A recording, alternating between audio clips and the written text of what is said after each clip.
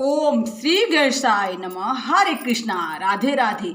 मैं कुसुम सिंह छत्राणी आप सभी का अपने चैनल शिव शक्ति में हार्दिक स्वागत करती हूँ।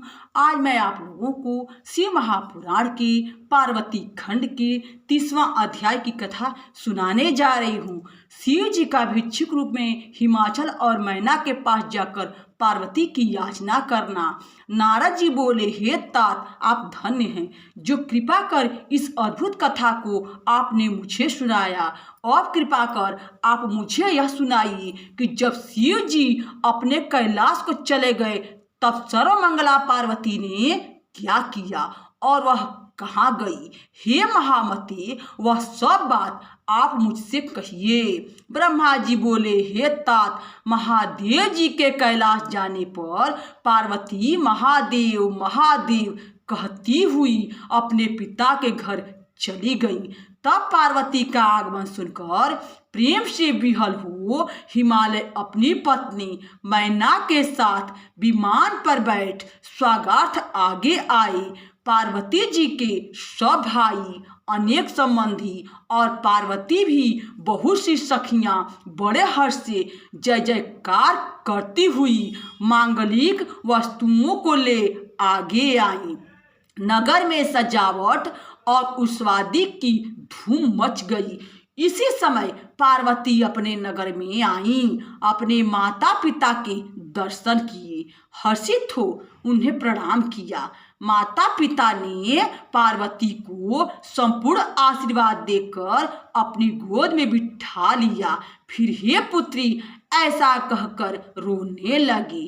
फिर पार्वती की सखियों तथा भाई की स्त्रियों ने हर्ष सहित पार्वती का दृढ़ांगन किया और उन्होंने उनके रूप, सदाचार और तप की प्रशंसा की। सब हर्षित हो चंदन तथा पुष्पों से पार्वती की स्तुति करने लगे। ब्राह्मण प्रसन्न हो सज्जित रथ में पार्वती को बैठाकर नगर में आए।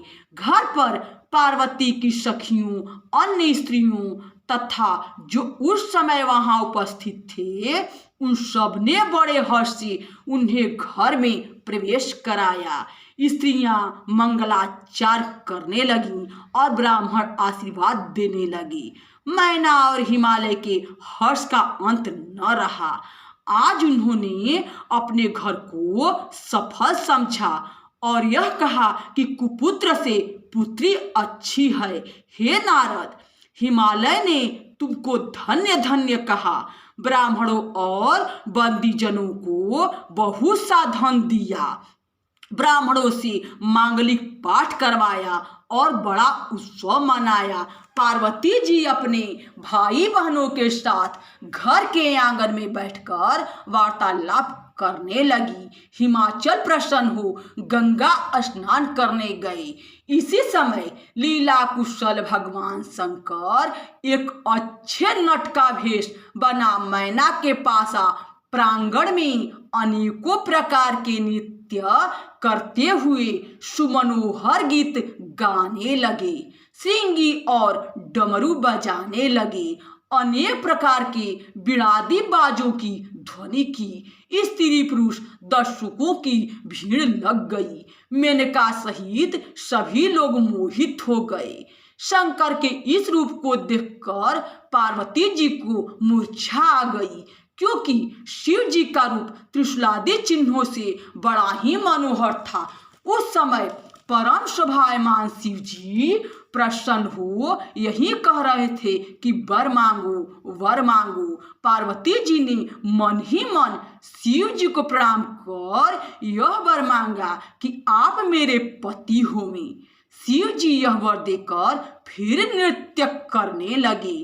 तब पार्वती की माता मैना उत्तमोत्तम रत्नों को स्वर्ण के थाल में रखकर प्रेम पूर्वक उस नर्तक को देने आ गई, परंतु शिव जी ने उनके वैभव से प्रसन्न होकर भी उसे तो स्वीकार नहीं किया और भिक्षा में पार्वती जी को मांगा और फिर गाने और नृत्य करने लगे। मैना क्रुद्ध हो उस भिक्षुक को ताड़ना देती हुई बोली कि तू शहर से बाहर निकल जा।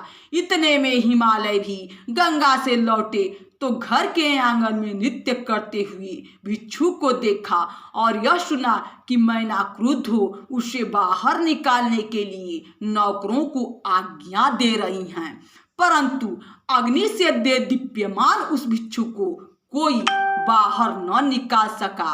अब वह अपनी अनेक लीलाओं और अनंत प्रभाव से हिमाचल को प्रसन्न करने लगी। हिमाचल ने देखा कि यह भिक्षुक तो किरीट कुंडल धारण किए, पीत वस्त्र पहने और 4 भुजाएं धारण किए विष्णु के रूप में है, और हिमाचल ने पूजा के समय जो कुछ भी पुष्पादि चढ़ाए थे वे उसके सिर और शरीर पर स्थित हैं। फिर गिरीश्वर ने उसे जगदृष्टा ब्रह्मा के रूप में भी देखा, फिर सूर्य के रूप में भी देखा, फिर उसका यह अद्भुत रूप भी देखा, फिर निरंजन, निराकार, निरीह और इस प्रकार बड़े अद्भुत रूप में भी देखा।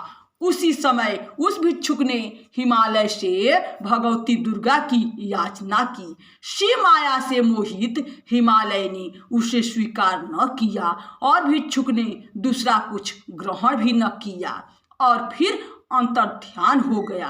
तब हिमाचल और मैना को ज्ञान प्राप्त हुआ कि यह तो प्रभु शंकर ही आए थे, पर हम दोनों उनसे वंचित रहे और वे अंतर्ध्यान हो गए।